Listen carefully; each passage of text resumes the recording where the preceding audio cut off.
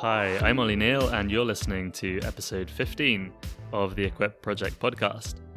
Jim, it's great to be sitting alongside you as we endure the storm of the century. How are you holding up? Well, my road was flooded yesterday. I didn't get out to church yesterday morning because the road was flooded. But did the bins survive? That's the big question on everyone's mind. They are safe in my garage. That's wonderful. Jim, we're going to be addressing the question, is God a moral monster? That is quite a strongly worded question. But I think there's grounds for that because a lot of people would set the God of the Old Testament, the God presented in the Old Testament, against the God presented in the New Testament. And they would say that the God of the Old Testament is very much about justice and anger and wrath, and the God of the New Testament is a lot more loving and kind and compassionate. And to demonstrate that point, I'm going to quote just a couple of verses, one from the New Testament and one from the Old Testament. So the first is from the New Testament, from 1 Corinthians chapter 13. And it says, "Love does not delight in evil, but rejoices with the truth. It always protects, always trusts, always hopes, always perseveres. Love never fails." Now let's look at a few verses from the Old Testament book of Deuteronomy. And it says, "In the cities of the nations, the Lord your God is giving you as an inheritance. Do not leave alive anything that breathes. Completely destroy them. The Hittites, Amorites, Canaanites, Perizzites, Hivites, and Jebusites, as the Lord your God has commanded you. Otherwise they will teach you to follow all the detestable things they do in worshipping their gods, and you will sin against the Lord your God." Now, in our first 3 episodes, Jim, we talked a lot about the Christian scriptures and how they're inspired. We talked about how they're inspired. We talked about how we have this canon of 66 books, and so on. But as I mentioned, one of the biggest issues that young people tend to raise is highlighted by these 2 passages. And the question really is, how can we answer critics who say that the Old Testament portrays God as this angry, vengeful God, and the New Testament portrays God so differently as a God who's all about love and kindness and compassion? How can the same God be so different in the Old Testament and the New Testament? How can we defend the Old Testament, essentially? Yes, the new atheists are very keen to make this point. So Christopher Hitchens comments on the Old Testament this way. He says, "It contains a warrant for trafficking in humans, for ethnic cleansing, for slavery, for bride price, and for indiscriminate massacre." And then Richard Dawkins is even more disparaging. He says, "The God of the Old Testament is arguably the most unpleasant character in all fiction, a petty, unjust, unforgiving control freak, a vindictive, bloodthirsty ethnic cleanser, a misogynistic, homophobic, racist, infanticidal, malevolent bully." Now, Dawkins does love his adjectives. And yet, for those of us who do believe in Judeo-Christian values, there are many parts of the Old Testament that disturb us. Now, if we're going to defend the Bible as God's word, then we need to be convinced that God himself is coherent. And by that I mean that God isn't sort of schizophrenic, or that he doesn't suffer from multiple personality disorders. I have met more than one young Christian who's had the courage to admit that they cannot square that circle. They think that God's character seems downright incoherent, and so they just avoid many parts of the Old Testament out of embarrassment. So I guess the big challenge in this conversation is going to be to persuade people that God's character is, in fact, coherent. But before we go any further, Jim, would you mind just unpacking that idea of coherence for us? Okay. Well, I'm going to give a silly illustration. Your illustrations are never silly, Jim.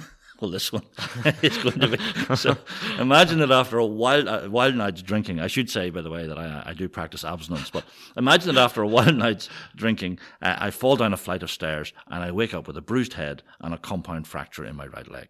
Okay? And you tell me that an ambulance is on its way to take me to hospital.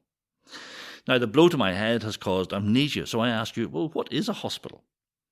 It's a place full of lovely people who will fix your broken leg. Don't worry, they will take really good care of you. So the next day you come to visit me in hospital and I say, "This is an amazing place. An attractive young nurse smooths my pillows every few hours. They bring me food. And a jovial doctor has said that he will fix my leg tomorrow." Okay? Then a few days later you return and you find me in a very different mood. I say, "This place is evil. That jovial doctor I was telling you about, He wheeled me into a terrible place called an operating theatre. Then he cut open my leg, my injured leg, with a sharp knife and attacked my broken tibia with an electric drill. The man is a sadistic butcher.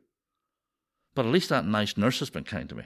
So, some weeks later, you returned to my bedside bearing a box of exorbitantly expensive grapes from Marks and Spencer's. I said, everyone in here is mad. That nice nurse I was telling you about? Well, yesterday, she forced me to do this thing called physiotherapy. And do you know what physiotherapy is? It's a big long word that means torture. I'm pretty sure tomorrow the chaplain will introduce me to waterboarding. What sort of people work in this hospital? One day they're nice and caring, and the next they're sadistic monsters. Now, how would you go about explaining to me that medics do not, in fact, have multiple personalities? Some of them do, but that's an aside. Well, here's the thing. There's a couple of unhelpful approaches you could take, and then there's the right way. So would you say that the jovial doctor just had a really bad day, but that in recent weeks he has been really very nice? Or would you say, I know that taking an electric drill to another person's leg might seem harsh, but because the jovial doctor did it, then we just have to accept that it was the right thing to do. He is the doctor, after all, and it would be wrong to question him. It seems to me that neither of these arguments will do, and yet often Christians make these arguments in order to defend God's character. So someone might say, I know that the God of the Old Testament was very harsh, there was lots of fire raining down, but he's really changed now. You know, nowadays he's really nice and really caring. In fact, he's really mellowed. There are so many things wrong with that argument, I hardly know where to start, so I'm just going to confine myself to one observation.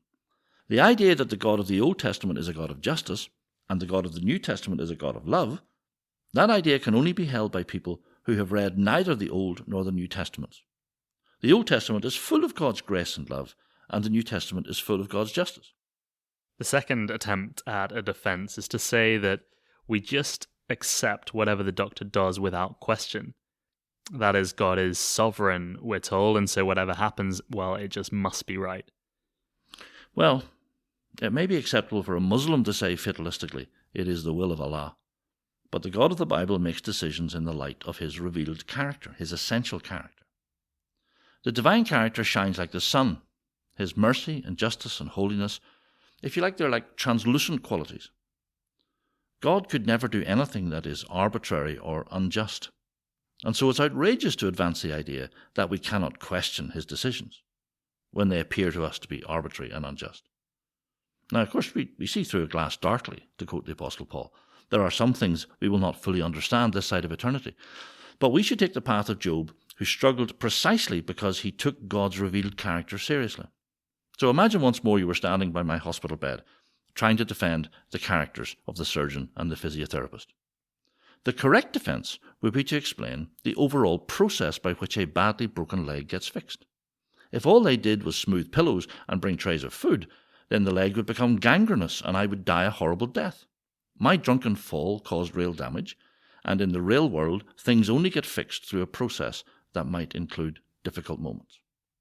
Okay, let's try and apply that thinking to the Israelite community we read about in the early books of the Old Testament. Okay.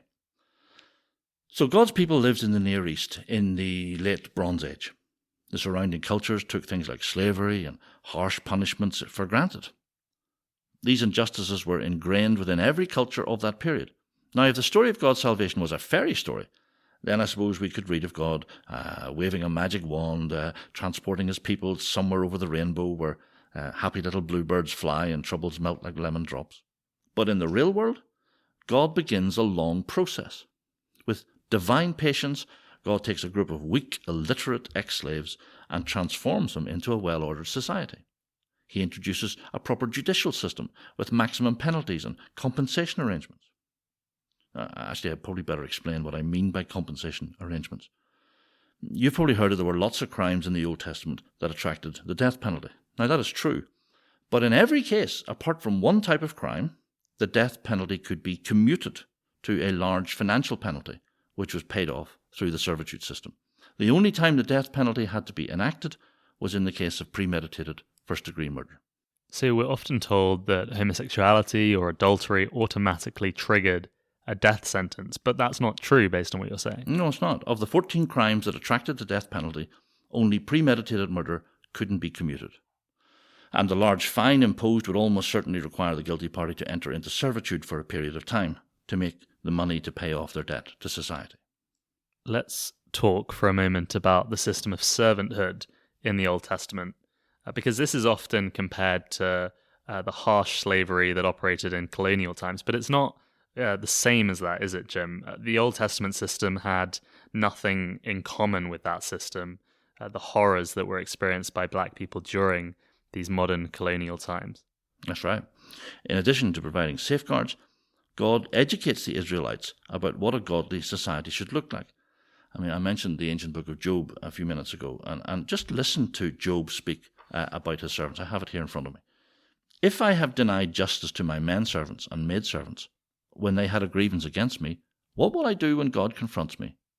What will I answer when called to account? Did not he who made me in the world make them? Did not the same one form us both within our mothers? Now, that's an astonishing thought, that such an enlightened view of equality could come from such an ancient text. I mean, the Greeks regarded slaves as farm implements that could speak. But the words that I've just read from Job, you might have expected Abraham Lincoln to have said them. Yeah, those words sound remarkably enlightened. And even in today's society, people would be quite impressed with that level of insight. The legal system we find in the Old Testament is particularly interesting. Near Eastern scholars are fond of citing the so-called Code of Hammurabi as an example of enlightened thinking during that period. If you've ever visited the Louvre in Paris, then you will see this ancient Egyptian document exhibited there. But the legal system laid down in the early books of the Bible surpasses anything found in the Code of Hammurabi. It's full of mutilations, cutting off noses and breasts and hands, and horrible punishments, like being dragged round a field by cattle. But I mention this because the code hands out different punishments for the same crime, depending on the social class of the perpetrator. Aristocrats get off lightly under Hammurabi, but in the Hebrew law, we see a primitive people being educated about equality and fairness and the sanctity of human life. I think that's amazing. It is. I'm just in the middle of a book by a philosopher, an atheist philosopher called Luke Ferry, and he makes the point that it is Christianity which brings into human history this notion of the equality of all human beings. But in actual fact, he's wrong. It's not Christianity. It was Hebrew culture which brought it in. But anyway, if one of the new atheists was listening to us now, he would accuse us of avoiding the elephant in the room. He might say, I buy your arguments about this long process, slowly introducing an enlightened legal system, but giving protection for servants. But what about the ethnic cleansing commanded by God in the Old Testament? How can you have a coherent view of God when I can point to verses where God commands his pet children to kill every man, woman and child in the land they're invading? The issue raised here is the military campaign led by Joshua during the period of Israel's history when they entered the Promised Land, the land of Canaan. The Old Testament is full of war, but with this one exception, all Israel's wars were actually defensive. So the new atheists always focus on the one exception, and I think that's important to note at the outset. And then they deploy phrases like genocide and ethnic cleansing when they talk about the military campaigns recorded in the book of Joshua. So Jim, let's tackle the issue head on by reading the text of Joshua chapter 10, starting at verse 40, and it reads, So Joshua subdued the whole region. He left no survivors. He totally destroyed all who breathed, just as the Lord, the God of Israel, had commanded. Joshua subdued them from Kadesh Barnea to Gaza and from the whole region of Goshen to Gibeon. All these kings and their lands Joshua conquered in one campaign because the Lord, the God of Israel, fought for Israel. Well, that sounds grim, doesn't it? But the first lesson to be drawn from this reading is that it is very bad policy to rip verses out of their context in the overall plotline. So I'm going to ask you to contrast what you've just read with these verses from the first chapter of the next book of the Bible, the book of Judges. But Manasseh did not drive out the people of Beth-shan or Tanach or Dor or Ablaim or Megiddo and their surrounding settlements, for the Canaanites were determined to live in that land. Judges says explicitly that Israel never drove the Canaanites out completely. So, for example, nor did Ephraim drive out the Canaanites living in Gezer, but the Canaanites continued to live there among them, and so on. Now, I could have read a score of other parts of the Old Testament which make it clear that the Canaanites were not all killed. So was Joshua lying? No. Scholars now think he was using stock phrases, military phrases of that historical period. So just as modern-day generals will talk about carpet bombing or bombing regions back to the Stone Age, so their ancient counterparts had their own stock phrases to indicate total military domination. Some critics might concede that point, but they might say that Joshua simply failed to implement God's planned genocide. They will often quote the commandment given way back in Deuteronomy chapter 7, which says, "When the Lord your God has delivered them over to you, and you have defeated them, then you must destroy them totally. Make no treaty with them, and show them no mercy." But the very next verse says, "Do not intermarry with them. Do not give your daughters to their sons, or take their daughters for your sons, for they will turn your sons away from following me to serve other gods." He said, this is what you're to do to them. Break down their altars, smash their sacred stones, cut down their Asherah poles, and burn their idols in the fire. So that's what they were to do. And recent discoveries by archaeologists have shed new light on this problem.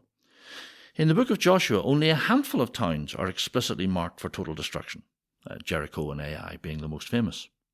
And the archaeological evidence points to these towns being military fortresses. Now here's the thing about Bronze Age military forces. The government buildings were inside the fortified walls, protected by a military garrison, but the townspeople lived outside in the surrounding countryside. They simply didn't have the civil engineering to build walls right round what we would now call a city. And that model fits in very well with everything we read in the Old Testament. 7 times we encounter the order to kill men, women, and children. But as I said, reputable scholars now contend that this was another stock military phrase, because the fortified citadels would only have contained military personnel and a small number of women who tend to follow the drum. Now, if you put all that evidence together, a very different picture emerges from the genocidal one painted by Richard Dawkins. Yes, there was a ruthless campaign against the fortified cities like Jericho and Ai. There was an even more merciless attack on the religious system of the Canaanites. It was to be smashed.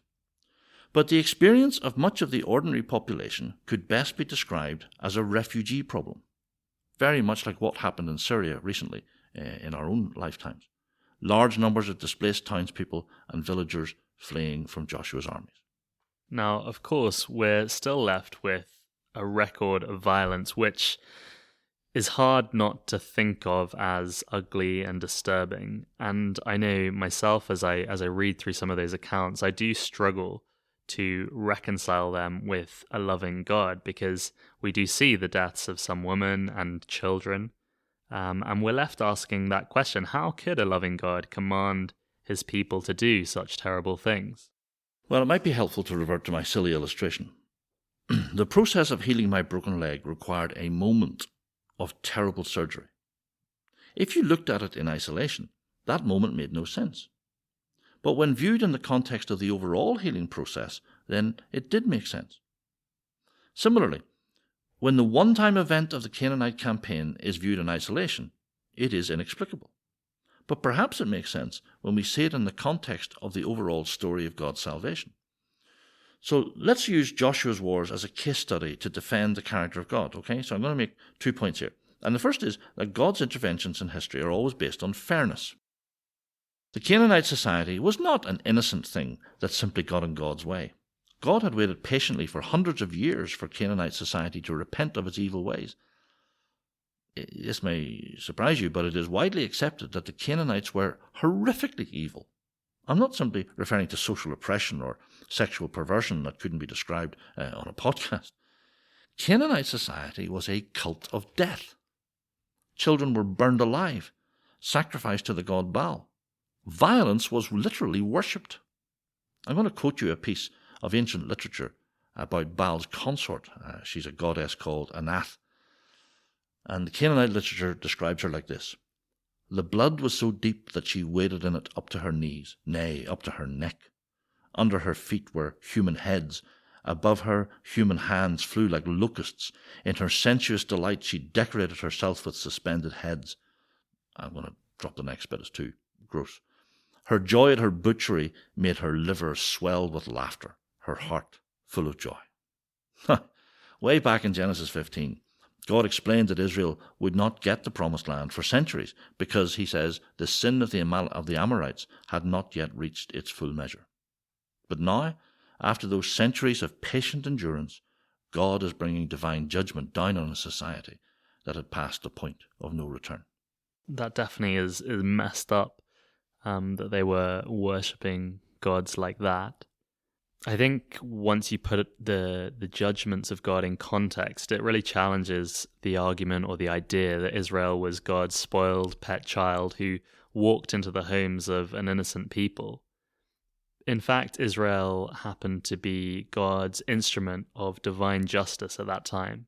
And we're told explicitly in Deuteronomy in chapter 9, after the Lord your God has driven them out before you, do not say to yourself, the Lord has brought me here to take possession of this land because of my righteousness. No, it is on account of the wickedness of these nations that the Lord is going to drive them out before you. That's right. In many ways, the Canaanite campaign is just one example of how God uses the terrible thing we call war. God abhors war, but he is a realist. So in a fallen world, where war is an inevitable consequence of man's sinfulness, God can sometimes use war to destroy a regime that, if left unchecked, would destroy the rest of humanity. See, it's easy for an armchair critic to say that God should never use war in this way. But someone like that should stand at the entrance to Auschwitz or Belsen and ask themselves if the Third Reich should have been allowed to flourish unchecked. So God's not being unfair here. The rest of the Old Testament rebuts the charge of favoritism, of the spoiled child thing you were talking about. If you read the later books, you'll see that God uses nations like Assyria and Babylon to punish Israel's idolatry. The words God uses to his own people are exactly the same as those used during Joshua's campaign. Later on in their history, he uses Israel's enemies to destroy, scatter, and drive out. So it is a simple fact that far more generations of Israelites felt the judgment of God than generations of Canaanites. So that was the first thing. God always acts fairly. The second lesson we learn from looking at the Canaanite campaign in its overall context is that God was intervening to save all nations, not just Israel. The whole point of Israel was to create a vehicle of blessing for every nation, including the Canaanites. So the later prophets could look forward to a time when the Jebusites, one of the Canaanite people groups, could be regarded as a clan of Israel. So Joshua's war was not an aberration on God's part. It was a one-off act of judgment, and it's never portrayed in the Old Testament as some sort of jihad.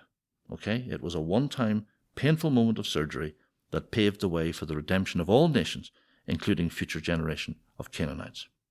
So based on what you've been saying, Jim, we can conclude that God's character is not incoherent. In fact, divine love and divine justice work together throughout a long historical process, one that keeps the lid on man's rebellion while allowing his great plan of redemption to be worked out. And ultimately, that would be of tremendous benefit and blessing to all mankind. There's a beautiful moment when a Canaanite woman comes to the feet of the Lord Jesus to receive salvation. And it's at that point you see the overall process of salvation in its context. Now, it is important, just as we close, Ollie, to say we've only done a bit of our work here. All we've done in this conversation is defend the coherence of God's character. But in my experience, many young adults ignore the Old Testament because it just seems slightly weird or culturally remote to them. You know, what is all that stuff in Leviticus about? So we're going to have another conversation at some point in the future about the profitability of the Old Testament.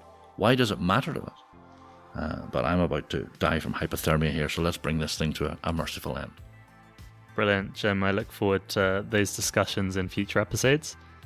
Thank you all for listening to episode 15 of the Equip Project podcast. I've really enjoyed the discussion Jim and I have had in this episode, and I'm sure it's raised questions for you guys. We'd love to hear those questions.